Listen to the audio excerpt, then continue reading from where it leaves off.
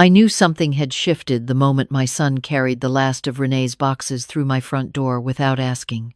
It was a Saturday in early October, the kind of morning that smells like wood smoke and wet leaves, the sky that pale gray that settles over Ontario before the first real frost.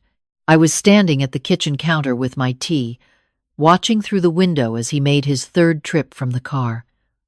A floor lamp. A garment rack. 2 plastic bins stacked so high he could barely see over them. I set my mug down slowly and walked to the hallway. "Daniel," I said, "what is all of this?" He smiled at me the way he used to when he was 12 and had broken something and hadn't yet decided whether to tell me. "Just some of Renee's things, Mum. She's been paying storage on them forever. It makes more sense to just bring them here." I looked at the garment rack leaning against my coat closet. I looked at the bins stacked beside the shoe rack where I keep my winter boots. I thought about how I had not been asked. I thought about how the question had never even seemed to occur to him. "We'll find a spot," he said, and carried the lamp toward the basement stairs. That was November. By February, I had lost the basement entirely. My name is Margaret. I am 68 years old. I spent 31 years working as a registered nurse at a hospital outside of Hamilton, and before that, I raised 2 children, mostly on my own after my husband Gerald passed from a heart attack when our son was 9 and our daughter Claire was 6. I am not a woman who complains easily. I am not a woman who asks for much. I own my home outright, a 3-bedroom bungalow on a quiet street in Ancaster that Gerald and I bought in 1989, and that I finished paying off on my own in 2014. It is not a large house, but it is mine. Every corner of it carries something of the life I built. I want you to understand that before I tell you the rest. Daniel is 41. He is my son, and I love him without condition, the way you love someone you watched learn to walk, someone you sat beside in emergency rooms at 2 in the morning, someone whose heartbreaks you absorbed into your own chest because there was nowhere else for them to go. When his marriage to his first wife ended 4 years ago, I told him he could stay with me while he found his footing. He stayed for 8 months. It was fine. It was good even. We had quiet dinners together. He helped me with the gutters. When he left, he kissed my forehead and said he didn't know what he would have done without me. That is the Daniel I was thinking of when Renee moved in. I had met Renee perhaps 6 or 7 times before that October Saturday. She was pleasant enough at family dinners, laughed loudly, talked about her work in marketing, knew how to fill a room. Daniel seemed happy. That was what mattered to me. I was not looking for reasons to distrust her. I want to be clear about that too. But there are things you notice, even when you are not looking for them. The first time she came for Sunday dinner, she walked through my living room and said, "Oh, this couch is so retro," in a tone that made retro sound like a problem to be solved. The second time, she asked if I'd ever considered an open concept layout, gesturing at the wall between my kitchen and the dining room as though it were merely a suggestion. The third time, she arrived 40 minutes late, said nothing about it, and poured herself a glass of my wine before she had even sat down. I noticed. I said nothing.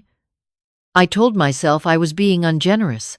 When Daniel asked, in late September, whether Renee might move in for a while, she had been having trouble with her landlord, a dispute about a lease renewal. Things were complicated. I said yes. Of course I said yes. He is my son. I told myself it would be a few months. I told myself I would barely notice. By December, I noticed everything. The storage bins in my basement multiplied. Renee had, it turned out, a great many possessions. A second garment rack, a vintage record player that was placed on the shelf where I kept my nursing texts, boxes of shoes stacked in the corner of the laundry room so that I had to turn sideways to reach the washer. She did not ask where to put things. She simply put them, and the decision was made. She worked from home 3 days a week. On those days, she took over the dining room table, spreading her laptop and her notebooks and her coffee cups across the surface so completely that by noon there was no room for anything else. I began eating my lunch, standing at the kitchen counter. I told myself it was fine. I am an early riser. I had the mornings to myself. That was enough. But the mornings became complicated too. Renee did not wake until 9 or 9:30. By 10, she would appear in the kitchen in her housecoat, moving slowly through the space as though it had always been hers, opening cupboards, sighing quietly at their contents. Once I came into the kitchen to find she had rearranged the shelf where I kept my everyday dishes, moving my mother's teacups to the back to make room for her own mugs, large, matching ones in a deep terracotta that she had brought from the bins downstairs. I stood there for a long moment. I moved my mother's teacups back to the front. She moved them again the following week. I said nothing. I told myself it was a small thing. The small things accumulated. She ran the dishwasher half empty. She left the back door unlocked overnight. She ordered packages, many packages, almost daily, that cluttered the front porch, and when she didn't retrieve them quickly enough, sat in stacks inside the front hall. She had a particular habit of beginning a task and leaving it unfinished. A pot soaking in the sink for 2 days, a load of laundry left in the dryer until I needed it myself, the recycling bin never quite taken to the curb on collection day. These were not dramatic offenses. They were the slow erosion of a space I had kept carefully for 30 years. Daniel noticed none of it. Or he noticed and said nothing, which felt like the same thing. At Christmas, Renee's sister and brother-in-law came to stay for 4 nights. I was not consulted about this. Daniel mentioned it 4 days before, in the tone of someone sharing information rather than asking a question. The sister and her husband slept in my guest room. Renee cooked elaborate meals and accepted compliments for them in my kitchen. When they left, they did not thank me. Renee said, "That went really well," as she poured herself a glass of wine, and Daniel nodded, and neither of them looked at me. That night, after they had gone to bed, I sat in the dark in the living room for a long time. I thought about the Christmas I spent in this room after Gerald died, when Claire was 7 and Daniel was 10, and I had wrapped all the presents alone at this table at midnight because I could not let them wake up to nothing. I thought about the years I worked, double shifts through December, to keep the furnace running and the mortgage paid and something decent under the tree. I thought about what this house had cost me, not in dollars, though that was real too, but in the 10,000 ordinary acts of maintenance and endurance that no one ever sees. I thought about my mother's teacups at the back of the shelf. I did not cry. I am not a crier, but something settled in me that night, something quiet and unambiguous, the way snow settles. I understood that I had been waiting for things to get better on their own, and that they would not. It was Grace who finally said what I had not been able to say to myself. Grace has been my closest friend since we met on a maternity ward in 1986. Both of us new nurses, both of us terrified, laughing at things we probably should not have laughed at to keep from falling apart. She retired 3 years before I did, and now lives 20 minutes away, and we have Sunday phone calls that have run, without interruption, for more than 15 years. I had been telling her the small things as they happened, the teacups, the dining room table, the Christmas guests, in the way you tell a friend, the things you are not yet ready to name as problems. She listened. She did not push. But in January, when I told her about the grocery situation, she went quiet in a particular way that I recognized. The grocery situation was this. I had always done a weekly shop, a careful one, because I live on my pension and my RRSP withdrawals, and I budget accordingly. Since Renee moved in, I had extended the shop to cover her and Daniel, telling myself it was temporary, telling myself it was the hospitable thing. But Renee had particular preferences, specific brands, specialty items, a kind of oat milk that cost nearly $9 a carton, and over 3 months, my grocery bill had roughly doubled. When I mentioned to Daniel, carefully, that it might be reasonable for them to contribute to groceries, he said he'd take care of it. He did not take care of it. 2 months passed, and then one evening in January, I came home from a medical appointment to find that Renee had invited 2 of her friends for dinner. She had used the groceries I had bought, cooked an elaborate meal I had not been asked about, and the 3 of them were sitting at my dining room table drinking my wine when I walked through the door. Renee said, "Oh, Margaret, perfect timing. We saved you a plate." There was a plate on the kitchen counter, covered in plastic wrap. It was smaller than the others. It contained the parts of the meal that were, I understood without anyone saying so, the leftovers. I thanked her. I took the plate to my bedroom and sat on the edge of my bed in my coat. When I told Grace this, she went quiet. Then she said, "Maggie, listen to what you just told me." I started to say it was fine. She stopped me. "You walked into your own home," she said slowly, "and you ate alone in your bedroom, in your coat." I did not say anything. "How long," she said, "has your home not felt like your home?" I sat with that question for a long time after we hung up. I did not sleep well. I lay in the dark in the room I had slept in for 35 years, and I tried to remember the last time I had felt entirely comfortable in my own kitchen, in my own living room, in my own life. I could not find it. It had gone so gradually, I had not felt it leave. That was the night things changed, not in any way anyone else could have seen, but in the way that matters. Something straightened inside me. Something that had been bending for months stood back up. I did not act rashly. That is not who I am. I spent 2 weeks being certain before I did anything at all. I went through my finances carefully, the way I used to prepare for difficult conversations on the ward with full information, no surprises, nothing I hadn't already accounted for. I looked at what I had been spending since October, and I wrote it down. Groceries, up significantly every month. Utilities, my gas bill had increased because Renee kept the heat at 22 degrees, and I had never in my life kept the heat above 19. The storage units Daniel had canceled when Renee moved in had been, I now understood, a monthly expense that had simply transferred to me in the form of my basement, my laundry room, my guest room, my dining room table. I had not been asked to absorb any of it. I had simply absorbed it, the way I had absorbed most things, because that is what I had always done. I called my bank. I have a financial advisor there, a woman named Sandra who has managed my accounts since I retired, and I made an appointment to review everything. I sat across from her in a quiet office, and I laid it out plainly. I told her what was coming in and what was going out, and I asked her to help me understand what I could and couldn't sustain.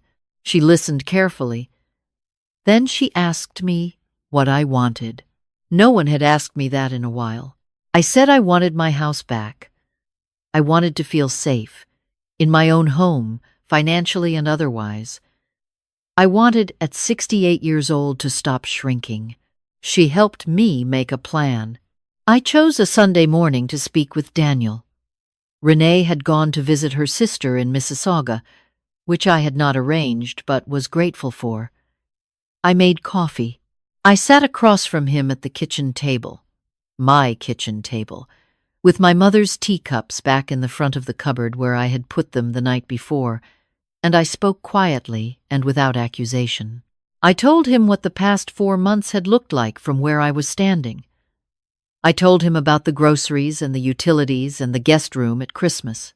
I told him about the dining room table and the laundry room and the packages on the porch. I told him about the night I ate in my bedroom in my coat. He looked at me for a long moment. Then he looked down at his coffee cup. "I didn't realize," he said. "I know," I said. I didn't tell you. I should have told you sooner. We sat with that. What do I do, Mum? He said, and he sounded, for a moment, like the 10-year-old boy at the kitchen table the week after Gerald died, asking me what we were supposed to do now. I told him, clearly and specifically, the way I had learned to give difficult information on the ward, not cruelly, but without softening it into something unrecognizable. I told him that if he and Renee were going to remain in my home, there would need to be a contribution to household expenses, a real one, calculated fairly and paid reliably. I told him that the guest room was my guest room and that guests in it required my agreement in advance. I told him that my kitchen, my dining room, and my schedule were mine, and that they were not inconveniences to be worked around. I told him I loved him. I told him that was not the same as having no needs of my own. He was quiet for a long time. Then he said, "She's going to push back." "That's all right," I said. "She's welcome to push back. But this is my home." Renee did push back. Not loudly, she was too careful for that. But in the particular way of someone who has decided they are being wronged and wants you to feel the weight of their grievance. There were cool silences. There was a conversation, which Daniel relayed to me, in which she said she had never felt unwelcome anywhere before and found it very hurtful. There was a period of perhaps 2 weeks during which she barely spoke to me, answering my questions with careful brevity, moving through the house like someone marking their displeasure without quite committing to it. I was polite. I was warm. I did not apologize. Daniel, to his credit, held the line in a way I had not expected. I do not know what was said between them privately. I know that one evening I came into the kitchen to find him washing the dishes, and he turned and said, "The oat milk's on me from now on," in a tone that suggested he had made a decision, and I nodded, and we didn't make anything more of it. Slowly, the house found a different rhythm. Renee began closing the dining room door when she worked, which meant the table was returned to me. The packages started disappearing from the porch more promptly. The laundry room was cleared. It was not an overnight transformation. It was a gradual reestablishment of something that had been quietly surrendered, slowly reclaimed. There is one morning I keep returning to. It was mid-March, one of those first mornings that feels like a promise cold still, but with a quality of light that means something has shifted. I woke early, as I always do, made my tea, and stood at the kitchen window looking out at the backyard, at the old apple tree Gerald planted the year we moved in. The house was quiet. The teacups were where I had put them. The counter was clear. I did not feel triumphant. That is not quite the right word. I felt, more than anything, like myself, like someone who had wandered a long way from a place she knew well and had finally found her way back, not to somewhere new, but to something familiar that had been there all along. There are things I understand now that I did not understand at the beginning of any of this. I understand that love is not the same as accommodation. I gave to my children for 40 years, not because it was easy, not because I had unlimited resources, but because they were mine, and it was what I had to give. Somewhere along the way, I had confused that giving with an obligation that had no limits, no floor, no point at which I was permitted to say, "This is where I live. This is mine. I am also a person." I understand that the people who love you are not always watching carefully. Daniel is a good man. He was not trying to push me out of my own life. He was simply not paying attention, and I had made it very easy not to pay attention, because I had never given him reason to think that I had a threshold. Now he knows. That is not a small thing. I understand that there is no age at which it becomes too late to say clearly what you need. I am 68. I have a pension and a paid-off house and 31 years of learning how to speak plainly in difficult rooms. It took me 4 months to use those skills on my own behalf. I will not wait that long again. Grace came for tea last week. We sat at the kitchen table, my mother's teacups in front of us, and she looked around the room in that quiet way she has and said, "It feels like your place again." It does. That is not a small thing either.